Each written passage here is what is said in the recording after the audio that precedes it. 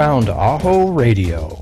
We're authentic human outliers coming together to help heal the fear of being authentic, to bring back genuine human conversation. No hype, no sensationalism, just honest talk about the critical issues affecting society, affecting humankind. And now, here are the hosts of AHO Radio, John Krotec and Bill Protzmann. Hey there, John Krotec, coming to you sort of semi-live, but recorded from the smoky San Diego, California right now. How's things out in Florida? No smoke, all sun. It's clear skies and smooth sailing. You know, I'm super stoked to have today's guest on. And, you know, with so much uncertainty in the world, you can see I got my financial face background here. And we got Bill Bloom here. So, you know, we're going to learn some stuff today with all this uncertainty. Let's do it, man. Yeah, let's do it. I'm excited about this because, Bill, I got to read your book. It's a sort of how-to about financial planning and things like that. But we're here for more fundamental reasons because there's an authenticity behind all of the guests that we have on AHO Radio. And it's an authenticity that takes us way outside the standard. You know, we're way off on the end, the third standard deviation, you know, of authenticity here. Which means, you know, to be honest with you, we've had some crazy people on this show, people who are so in their passion and so in their belief. But it's all good because we need to be led by people like that. And the thing that excites me the most about you, Bill, today is that in your business, you get to practice long-term thinking, which is in short supply these days. So bring us in on who you are. We'll talk about what you do too, but bring us in on who you are with that sort of perspective. How does a young guy decide that long-term thinking is the way to go? Let's begin there. Oh, that's a fun place to start. And again, thank you both for having me. I'm really grateful to be here today. Long-term planning, long-term thinking, that's just how my brain works. I'm a simplifier by nature. I spend a lot of time as a strategic coach, and they've really taught me you're either a multiplier, you want to take a thought and put it out into the world to millions of people. I'm not that person. I like to take complex issues, like as long-term retirement planning, and make them simple for people. Just make the process easy and just take them step by step so that they don't have to do that on their own, so that they don't have to spend years and months learning about these things. That's what I'm here for. So it's just how my brain works. We should probably explain strategic coach. Can you give us just a quick overview so people who are listening know what that means? Yes, strategic coach. That is my business therapy, I like to call it. It's a business coaching program that I've been in for 7 years now. And Dan Sullivan and Bab Smith created this over 30 years ago. And I have to tell you, you have a lot of like-minded, really successful people in the room with you. So you're able to share your wins, and you're telling these other business owners some of the issues that you're having, and you're just working as a big group quarterly to create better ideas for your business and come up with new solutions. And you learn, I'm in the 10X program with Dan Sullivan right now, and that's just been a game changer. Just when I started that, business has changed immensely. Yeah, yes. You know, Dan Sullivan is really well known. You know, Bill alluded to it. And, you know, long-range planning, most people live in the moment. Most people look at what's right in front of their face. And, you know, I said the word uncertainty. And the financial world is a world that a lot of people don't even want to approach for whatever reason. You know, we've all got our reasons. And a lot of people are scared of it. So, you know, at the end of the game, at the end of a long life, a lot of people are left holding an empty bag. And, you know, by having you here, to be able to explain what the financial world actually is and what it means to be, you know, a long-term planner, you know, that means a lot. So let's get some information going here. You know, why do people not think about the finances, and what can you do, Bill, or what can they do to change that? So number one, the reason why people don't think about finances is because we're not taught it when we're kids. Let's pause and take a second. Right. When we go through grade school, when we go through high school, when you go through college, you might, if you're lucky, you might take 1 or 2 courses about money and finances. We're taught reading and English and calculus and stats and all these things that we may not ever use. Yeah. I mean, in all reality, we may not use a lot of these things that we've learned, and we don't get taught money. So how in the world are you supposed to learn how money works or how it could work for you when you don't study it? It's nearly impossible, in my opinion. It's really, really difficult. And that's why you either need to self-educate yourself, which takes time, but I think that's really important. I'm a big fan of that. Or you have to work with a group of people, like an accountant or an advisor or other people that could help you with this process. Because at the end of the day, if you're not going to learn it yourself, it's like, I'm not going to learn the law. That's why we have lawyers or we have other things. So we're just not taught this at a very young age. Why do you think that is? What, I mean, it seems reasonable that anybody who wants to have a future would be thinking long-term. 7 generations, they say in the native cultures, or 10,000 years, some people say. Why do you think we've neglected this really important part of our own sustainability? Gosh, I think it comes down to we need to have people who could work in companies. Like our country and a lot of other countries, they want to create employees. And that's why we have these authentic human outliers who are, they think differently. And those are the people, like the crazy people who we have on this show, which is amazing. They probably start companies and they start businesses because they're a little bit more risk adverse. They're willing to take on that risk. And I think in order to get what you want in life, it could be simple things or a lot of things. You have to use money as a tool to help you get there. Money is a byproduct of how you want to live your life. It could be extravagant. It could be as simple as possible, but it's your choice. We live in an abundant country in America here. You can create what you want. And it really comes down to what's important to you. That's exactly true, man. What's important to you. Another thing too, I remember because my dad was involved in the financial world, intangibles and all these things that seem confusing. He had to try to convince people at times that they were going to die or, on the life insurance end of things. But he also had to convince people, you're going to retire someday. And, when you're in your 20s and in your 30s, you're not thinking about retirement. And you're certainly not thinking about dying. And so, again, it gets back to education. And I agree with you, Bill. Self-education can be a literal time-consuming pain in the rear end. And so we need to search out people like, Bloom Financial Company, what you're doing with that. And so when somebody walks in there, tell the listeners, somebody walks in or you meet somebody, what are they going to get from you? Tell me what you're doing. Well, it's quite simple. Again, that simplifying theme is going to be a common talking point here. But when I first meet with someone, I just ask them questions such as, what's most important to you financially? What are 3 things that you want to do in retirement that you're not doing right now? Or what are 3 objectives financially that you want to see for your family? I just ask a ton of questions, guys, because I want to learn about them.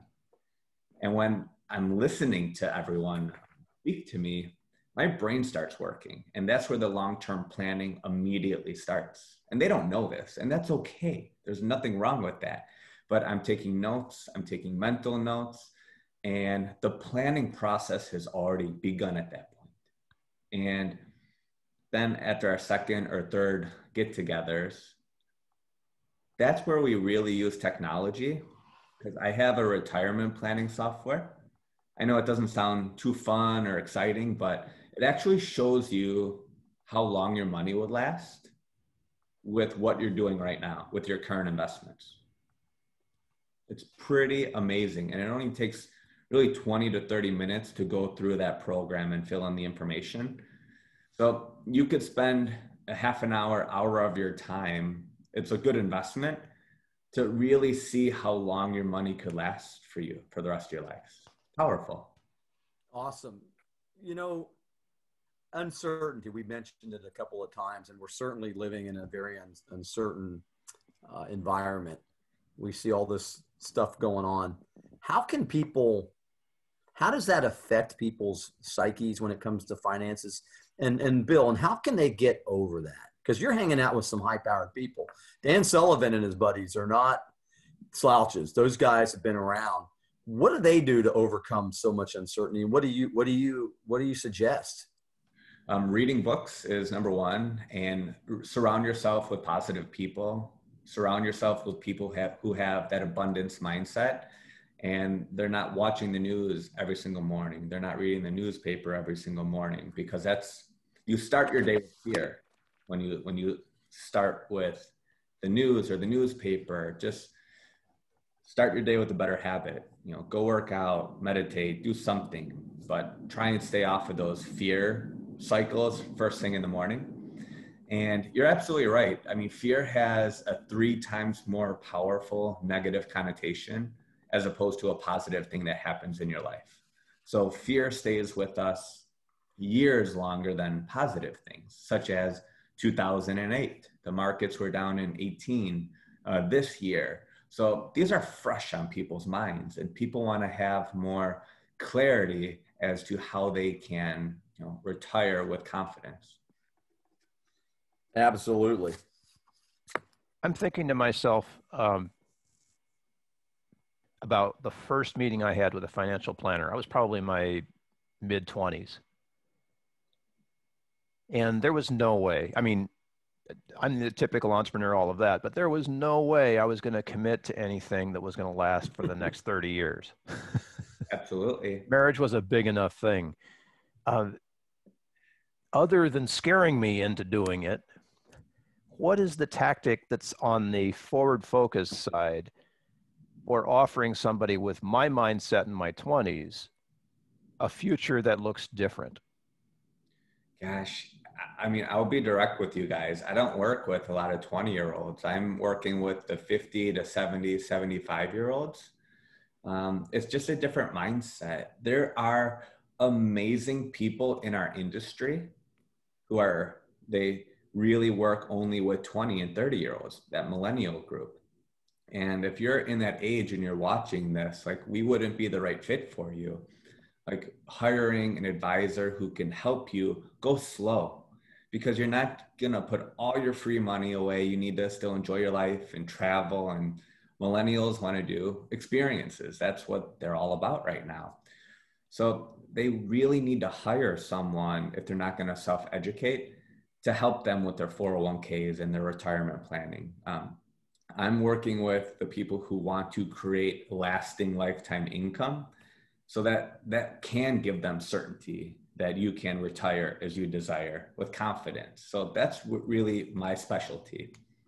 And that's the title of your book, Retire as You Desire. So, I'm glad you pointed that out, because Bill's right. When I was in my mid-20s, I was not thinking about finances, and certainly wasn't thinking about, dying. But, it's great that you work with people that, and even in that age group though, Bill, are they still educated, or do they have more clarity, or do you help them to streamline that? Gosh, it's a little bit of both. Usually there's one spouse, if you're working with a husband and wife, that takes care of the money aspects of the house. It's never both. Sounds like my family. You're right, man. It's just one or the other. In my household, I mean, I manage all of that, but my wife is brilliant. She has an actuarial degree from the University of Buenos Aires in Argentina. So she's brilliant. Awesome. Numbers. So she understands everything. It's just one person does it in the household. And I see that people need education. What they need education is the financial products.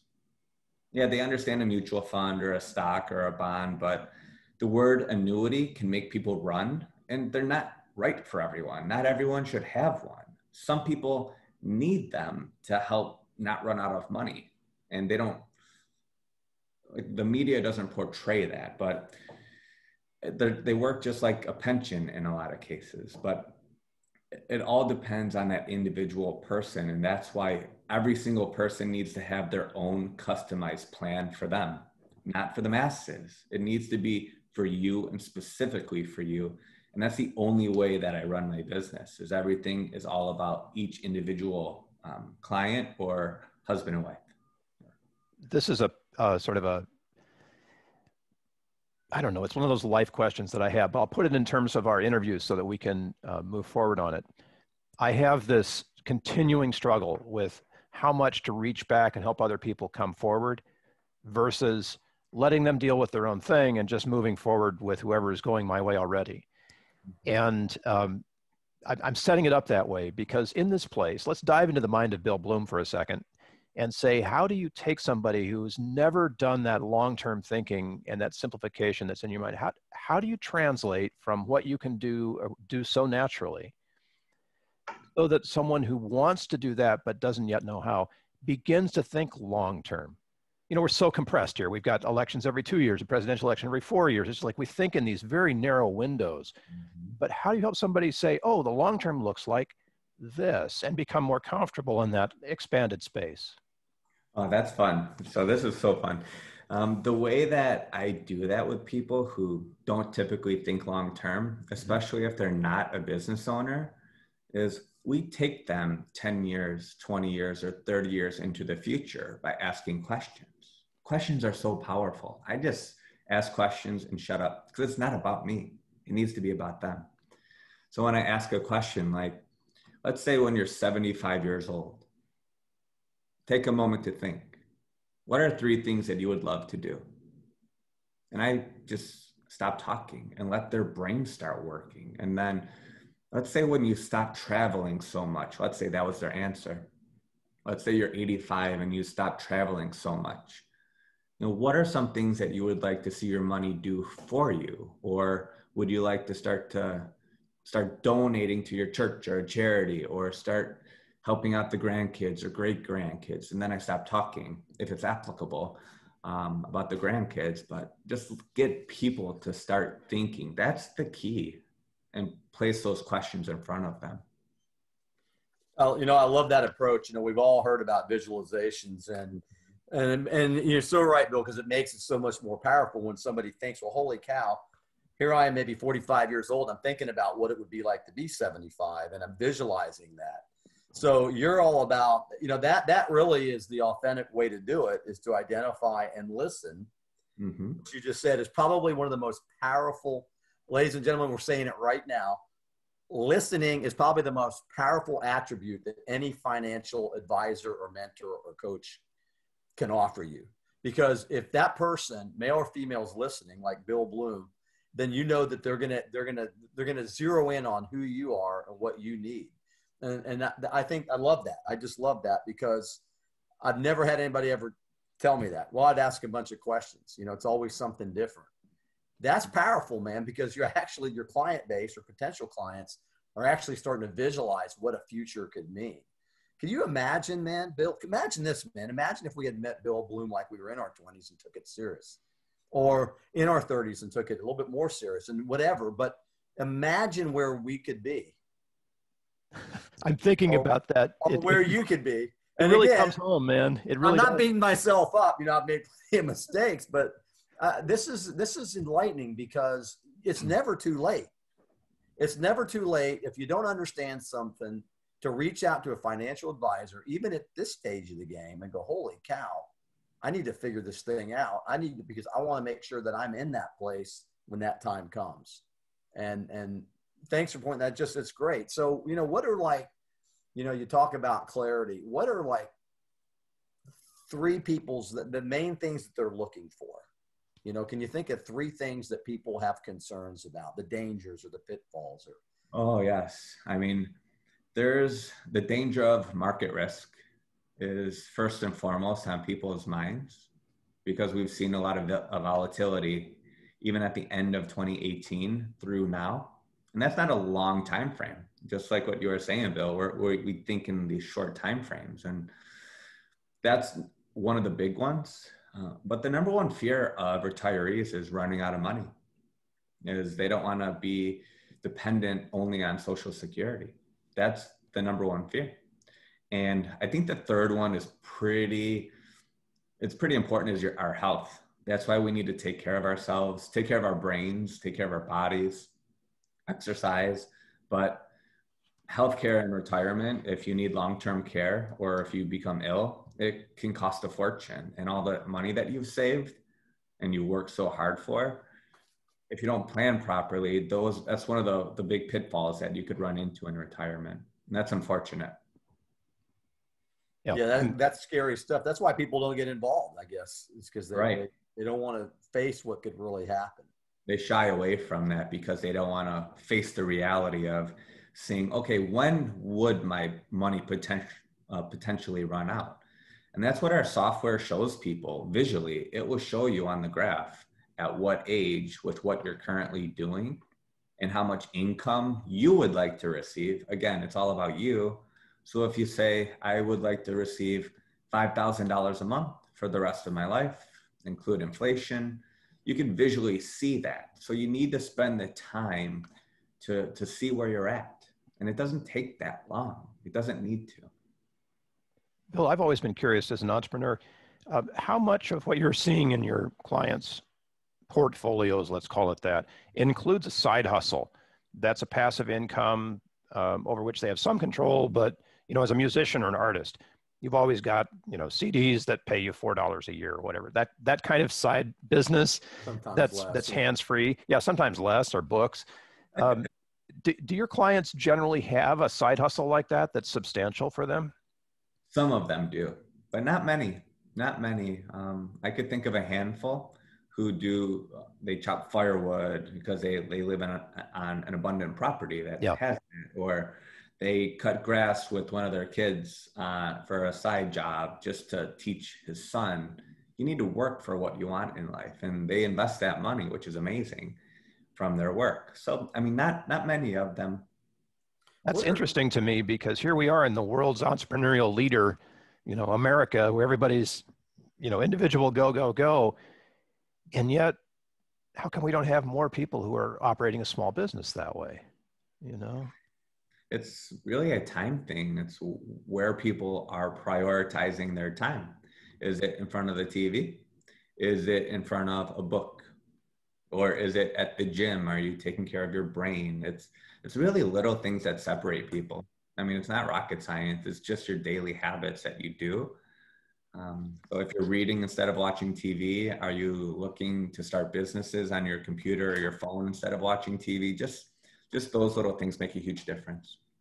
I'll put this in the show notes, but email me your top 10 books like that you're reading right now or you'd recommend, and I'll drop them in the show notes, because it's after our focus on reading, which John and I are both avid readers, and you're jumping into it too. We always like to recommend some books people can look for. So send me those and I'll put them in.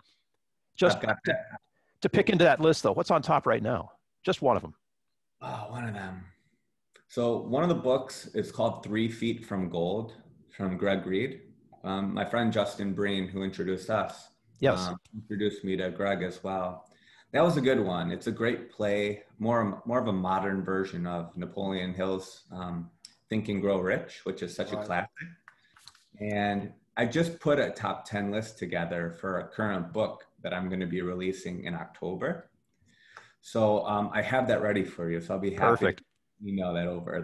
That'll be quick and easy. We won't spill any beans for people, but it'll be great to know, because I'm always curious. I can tell by what people are saying and listening to, but also reading where the values are. So when you talk about listening, let's go to there for a second. How did you develop this listening skill that you have? When I was a kid on our block, we were surrounded by adults. And when you're 5 years old, 6 years old, 10 years old, and you're around a group of adults, you're not talking as a kid. Most kids aren't. I wasn't. I was just listening. And I was more of a shy kid growing up. I wasn't the one creating attention or doing things like that. I was just more in the background listening. And it was just a skill that I developed over time since I was a child. And I'm still learning from it. I'm still trying to learn and be a better listener. It's a skill set that a lot of people have to work on. So, none of us are alone when it comes to listening. One thing I wanted to ask you when it comes to the world of investing, right? What are some consistently good investments that people can get into, and what are the more risky ones? Compare the two. Compare what would be tried and true with something that's more risky. Well, the more, I don't know if tried and true, if I want to use that word, I think more of a popular way to grow your wealth is inside of 401ks. Right. I think that kind of answers your question, John, because most employees They have a 401k at their work. So they'll start putting money away into mutual funds, maybe their company stock, if it's a publicly traded company. And a more aggressive would be to either invest in like really small company stocks, because that could be very volatile. Or if you take things a step further, if you invest in privately held companies directly. So if you actually invest, so you mean like stock exchange type of investing? In that, or also in private equity type of situation. I'm not saying starting your own private equity fund, but if you know someone who is starting a business, and that could be more aggressive because there's not a proven track record there. So that could be a more aggressive way to invest your money. Are there any market sectors that you see now that are, you can never promise anybody anything because none of us really know the future. But are there any, in today's business climate, do you see anything, Bill, that like piques your interest and says, this may be something that's worth looking into as an investor? Well, this comes as no surprise, as technology is one. I mean, right. How much time do we spend on our phones and on Zoom and our computers now? So technology, I think that's a really simple answer, but also healthcare interests me because the cost of healthcare has just skyrocketed over the past 20, 30 years. And I know some people who have gone through some pretty expensive operations and long stays at a hospital. So you see these medical bills and it's just like, oh my gosh, it's overwhelming. Even when my wife had our baby and getting our hospital bill for that, it was unbelievable. So I think healthcare is something to really be cognizant of for the future. Bill, can I ask you sort of an opinion question about healthcare? Of course. This is something that I've struggled with for a long time. In terms of like the giant universe of America, what is the most cost-effective way to deliver healthcare? That is private, whatever that looks like, free market, or universal healthcare, similar to what they have in Canada. Where do we get the most bang for our buck, the most healthy population? Well, I think it comes down to a math problem. It comes down to the numbers, Bill. My view is we're all living in an abundant country and we all have opportunities here. Some people don't, and I'm super aware of that. And for those people who may have an issue or some serious medical issues, those are people that we need to be very cognizant of and take care of them. But as far as paying for this, it all comes down to a math problem. If we had universal health care, taxes have to go up to pay for that, just like in Canada. I have friends who I went to college with, they live in Canada, and we debate about this, we talk about it. And my friend will tell me, it's great, but if you need a knee surgery or a hip replacement, you're gonna be waiting for 6 months, maybe a year. Whereas here in America, you most likely don't need to wait that long to take care of your ailment. So there's benefits, plus and minus, both sides, but our taxes would naturally have to go up to pay for that if our government is going to pay for the tax bill for that. Yeah, that's a great way of looking at it, because I've heard of universal health care and seen also what it does. And I've got some friends in the UK that say exactly the same thing. That, I mean, sometimes even for an office visit, they're waiting weeks and weeks and weeks. So, yeah, I mean, I think that we got a large population, and I think it does boil down to the numbers. Doesn't everything kind of boil down to the numbers? I mean, when you think about it, and one thing I liked what you said, Bill, which is really cool, technology aside with healthcare, but, in small companies, have you seen anything that's eye-opening, and maybe the healing modalities, the smaller companies that are getting involved in things like plant medicine? We hear a lot about CBDs and, the holistic healing methodologies, because there's got to be at least 38 healing modalities in the healthcare system. What do you think of companies like that? Are those risky too? You know what? I don't know much about that, John. I really haven't spent too much time looking into that part of the healthcare field. Right. So I couldn't give you an educated answer on that. I have to be direct with you and say I really don't have a solid answer for you on that, because I haven't studied it. Yeah, Bill led me into the healthcare world, so I'm yeah. Let's get back to the financial world. So that's great. So your next book is coming out soon. You're working on it? Yes, in October. What's the title of that book? It's called Money Habits for Success. And Nice. we're also having a money journal to be accompanied with the book. So the book is about self-education, about what steps you could take to make your own life better financially. So that's exactly what we were talking about earlier, is that self-education. You know, we all have choices. Would you rather spend 5 coffees out at Starbucks, or do you want to buy a book that can help create more money for you, right? B. I'm going to take B. But not everyone thinks like that, though. One thing that you said that, I'm sure a lot of the people have picked up on it. And I love this because this is how I know you're giving us the straight stuff here. You mentioned habits. You mentioned choice. And Bill and I are big time on choice. We all have this ability to make these choices, especially here in America. But that role of habits and trading in those 5 coffees for a book or going to the gym. Yeah. What do you see with all the people that you've worked with? What do you see, especially the Dan Sullivans, what do you see as their primary habits, without giving away your book and the thesis to your book? But what's the primary habits that you see that people that become successful? Number 1 is gratitude.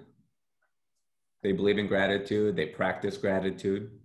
It's part of the abundance mindset. So gratitude is number 1, in my opinion. Number 2 is they take care of their bodies. So they're exercising, like it was raining this morning in Chicago. I still went for my run. You have to anyone could have that excuse. It's raining out. I could skip it today. I still went. It's just those little things. You have to get past that 5 seconds or the 10 seconds that your brain will tell you, say, oh, it's okay. You could pass on that and still do it anyways. I think that's real. We all have that. Everyone has that. And it happens every day too. It's not just once a day. It happens throughout the day. Oh, I should do this. Maybe I shouldn't. And then everyone else, I think in my strategic coach group, is they're consistent. I think consistency is one of the things that people don't take into consideration, is being consistent. And that all goes with having a vision for a bigger and better future. Because if you're thinking in the future, you're going to be having your brain work for you. Like Dan has a 25-year time frame for us. Like we don't need to have everything done right away or in 1 quarter. Like we could live into our hundreds or 150 years old even in 50, 60 years from now. So just take your time, but have a process and be consistent. I love that, man. I absolutely love that because, we live, and you mentioned it, the quarter, the year, profitability and all these graphs behind me. We live in an environment where, the extroverted mindset, pounding. We got to do this. We got to do this. And then this is some deep stuff because if you don't necessarily live up to what the world wants us to live up to, people can have a tendency to be inconsistent.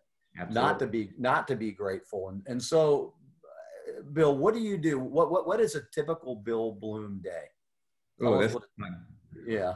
Well, my days are fun because I try and make them fun. It's a choice. It comes down to this.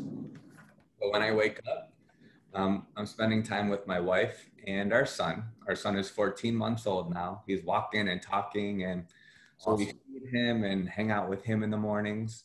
And then either my wife or I will go to the gym. I've been starting to run again. I played soccer in college. So it's just getting back into that habit. And that's been huge for my brain because our gym closed down in our building during COVID. So my wife and I were running up the stairs here. Again, you have to be proactive, and it's not fun. It's definitely not fun. It hurts, but, and then I'll have my coffee. Coffee is very important. As you could see, it's important. Intelligentsia is my favorite coffee here in Chicago. Awesome. And then I journal. So I write down my gratitudes, the 3 things I want to accomplish for the day. And I have an accountability partner. So in the mornings, we text each other the 3 things we want to do that day. And we stay on top of that. So it gets you in the mind frame to take care of business. And then I go about doing my work and seeing clients and creating plans for people. And then you try and unwind. And I love cooking. So I'm the chef in the house. So most of the times I'll be cooking dinner and we spend time with our son. And then my wife and I will relax at home. Awesome. Thanks for sharing that with us, because, you know, a lot of times, you know, people wonder, what do they do to make things happen? And, you know, you said a few things: consistency, being proactive, breaking through the veil. You know, it may not be fun while you're doing it, but it certainly pays off. And I also like the fact that you mentioned your family and how important it is to have your support network, your closest people, in your case, your wife and your child. And that's equally as important to everything else, I think. 100%, because our lives have purpose. And I think creating a business and going out there, yeah, a lot of people think it's about the money, but it's not about that. It's about what's the purpose and how are you helping other people. And when you're doing that, you're able to have more free time. Like if you become successful with your habits and you're able to help other people solve an issue or a goal that they want to achieve, that frees up more time for you. So if you're able to free up more time for yourself, spend time with your loved ones and your friends, that's what life's all about. It's not about the money. It's about your time and how you use your time. And the thing that I love doing most is freeing up time for other people by putting their income streams in place in retirement. It's all about time. I love that you brought time into this, Bill, because as you get older, especially, you realize that your time is limited. Mm-hmm. And so you begin to spend it more wisely. Correct. Which is beautiful. And the fact you're putting those habits in place, like right now, to spend your time well, is just such a beautiful thing. Anybody who's listening or watching this, follow this example, because Mr. Bloom here has it down. That's the place to start. And I love that you start with gratitude and accountability and all of that as well. That has been amazing for me to be able to have that going. John and I are accountability partners, by the way. So oh, nice. Yeah. So we're on top of that every day, you know, top 5. So yes.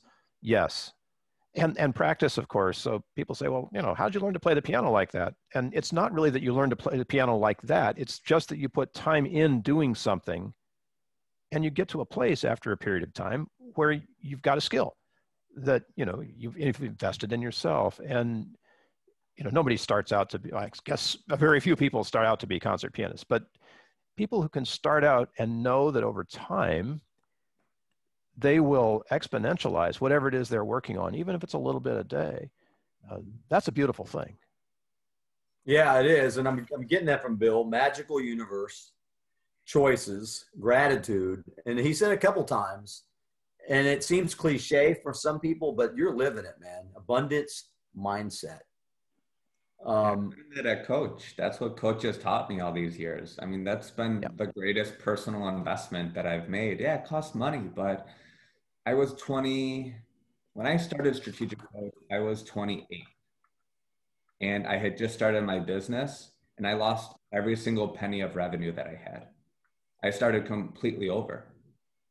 So I was 28, not a penny of income, and starting this business program, I had no income. So you had to figure out a way to make it happen. And it was a mindset at that point. I knew that I wanted to build a brand, a retirement planning brand. And that's where Retire As You Desire came from.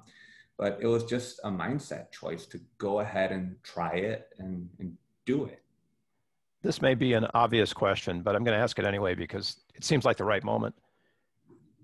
When your mindset has shifted so that you're not as derailed by fear or what's in the news or anything else like that, that's a wonderful place to be. And in that place, when you look back over all of the angst that's gone since that 28-year-old Bill made the choice, how much has the influence of the craziness in the world really changed or affected what you do? A lot, a little, some? The craziness in the world doesn't affect my day daily. when we had some of the protests and the riots going on here in downtown Chicago, that affected us. I'll be very direct with you. That was quite frightening because we saw it walking down our street. It's not fun. I've never experienced something like that before. So that was scary. But on a day-to-day basis, I used to get the Wall Street Journal that would come to my house every morning. And on the front cover, you see a picture of a war going on or something happened, or you immediately start your day negative. So I got rid of that and started your day with a positive. And I told my wife this last night. We were just talking about this because my birthday's coming up. I feel healthier now at my current age than 10 years ago in your 20s. And mentally, I feel a million times stronger too. That's I awesome, love this man. approach. I love this approach. So I'm an outlier politically, a third party libertarian. So we're the ones who are always blamed when the election doesn't go the way that one of the other two teams wants it to. But I've found living in this mindset that what you're saying is true.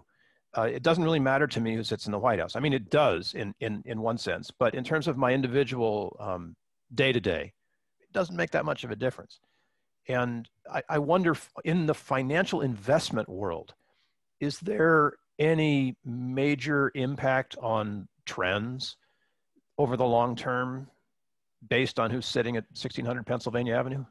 I mean, there are people who study this and they will say yes. They literally go back and they go by Republican or Democrat, how the markets were. So there are studies that go really, really deep into that. And sometimes I'll read that because that's good to know.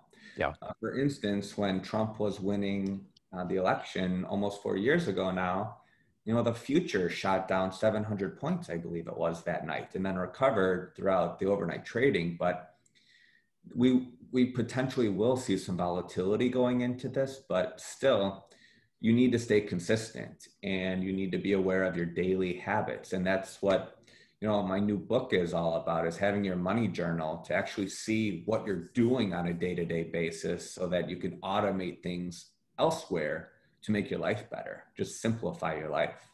So, you know what, Bill? Yes, it will, but to the extent, I don't know. Well, when you think of investing, like I was around it as a young boy growing up, and we still went through the Vietnam War. I mean, and we could go down the list of all the different presidencies and all of the things that happened, even, with the Russian, what was the thing, the missile crisis. Mm-hmm. I remember that. So, we were on the brink of the war. And so I think that those kinds of historical things have a tendency to maybe gel at the moment, but in the overall picture, in the long term that you look at, it's the consistency that's really more important. Do you have like a personal mantra that you live by every day, like the Bill Bloom mantra? If you could choose one, what is it? Well, for me personally, it's attitude of gratitude. Yeah. That's mine. And when I step into my work clothes and start my day, it's retire as you desire. So those are my two mantras. Yes.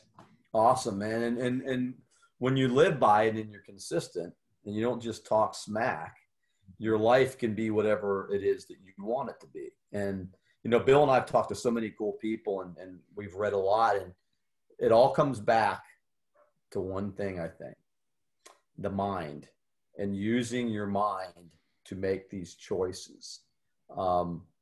I've gotten away, I'm like you, I've gotten away from the sensationalistic stuff that we get in our media. Yeah. I'm not going to say, it took me a while because we get what I would say institutionalized in the media, right? Yeah. Well, when you start to deinstitutionalize, you start to see that every single thing out there has either a hook or an agenda to it. And when you quit playing that agendized game is when you can really make your life start to happen.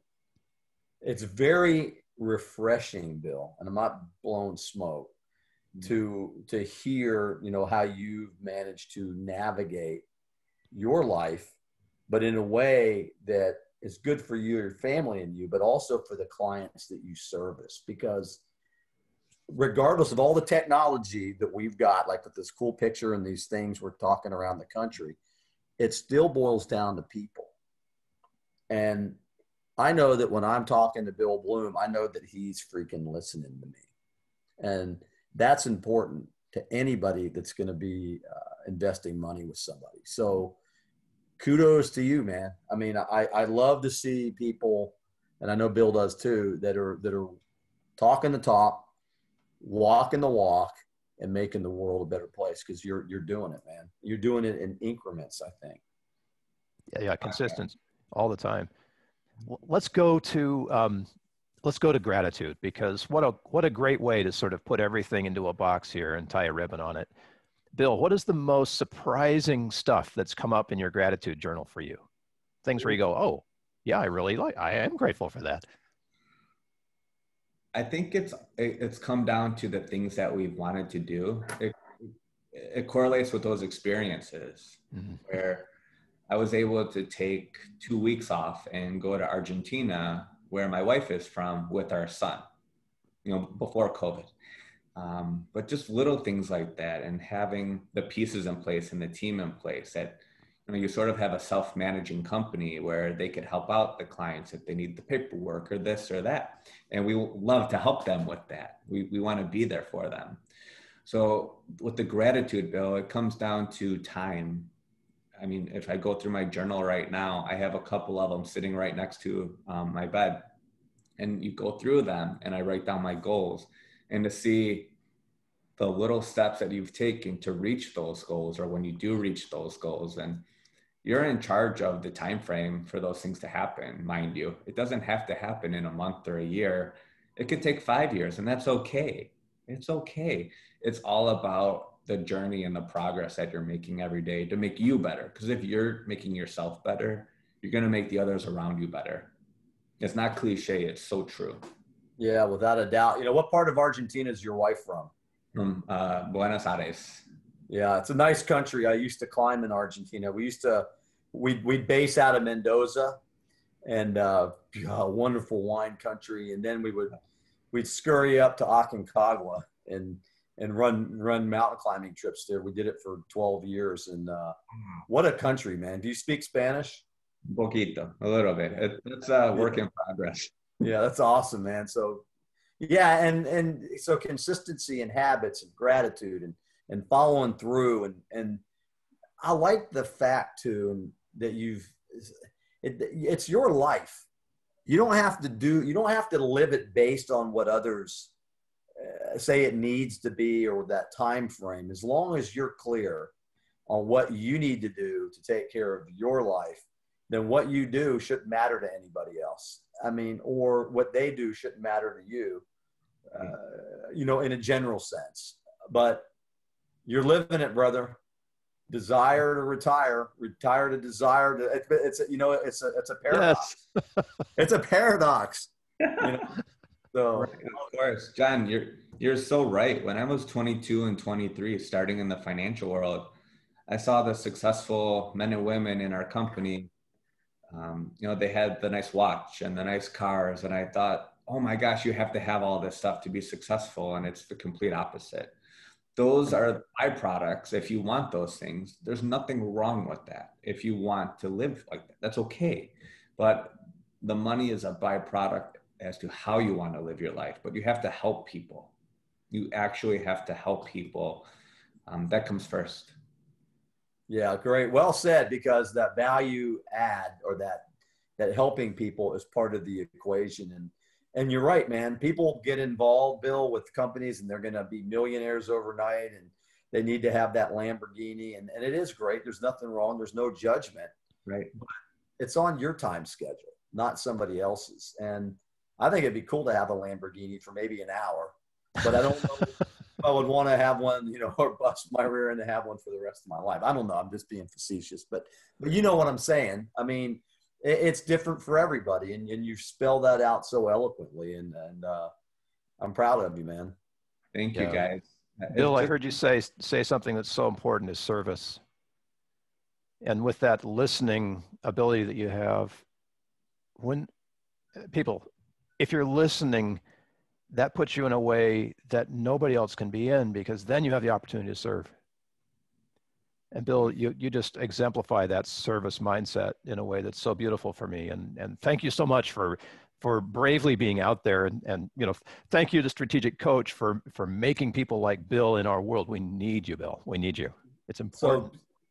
So thinking and listening, the people that are still listening, we're thank you for still being here. But how can people get a hold of you, Bill? Yeah. How can they get a hold of your book? How can they get a hold of you personally? Your companies? Tell us a little bit about that before we close on out here. Thank you, guys. I'd be happy to share that. As far as the books go, Amazon is the place to be. I have 2 books on there right now. The first one is Retire as You Desire. And the other book is The Yachter's Guide to Early Retirement. That's a fun guide that I wrote that I was stuck in an airport for 8 hours. So I just started to write a book. I was like, hey, you got to start it sometime. And then my company's website is www.bloomfinancialco.com. Again, it's bloomfinancialco.com. And we're able to work with people all across the United States. And we've also created something for your brain during this COVID downturn. Is we created the www.retireasyouDesire.scorecard.com. And that scorecard will take you 5 to 10 minutes to go through, but it shows you if you're mentally prepared to retire. Because that's the other side of things, is your brain ready to retire? Is your body ready to retire? And we've incorporated that into planning, and it's been a huge success for people. And lastly, my email is bill@bloomfinancial.us. I'll get it all in the show notes for you, man, so that people who see the video can also find the links and jump to wherever they need to go. Thank you. Thank you. Thank you. Oh my gosh. Thank you. It's amazing to be on this ride together. And thank you for giving us your time today and for being a part of the crazy world of authenticity, gratitude, service, and finance. Be safe, and I hope to see you again soon, Bill. Thank you for being here with us. Thank you, gentlemen. This was an honor. Thank you. Thank you for joining us on this episode of AHO Radio. Information we mentioned is probably in the show notes, but if we missed anything, please let us know and we'll get it added for you. Subscribe to the AHO Radio channel on YouTube to stay connected, and as always, we wish you health, success, and significance. AHO! AHO! AHO.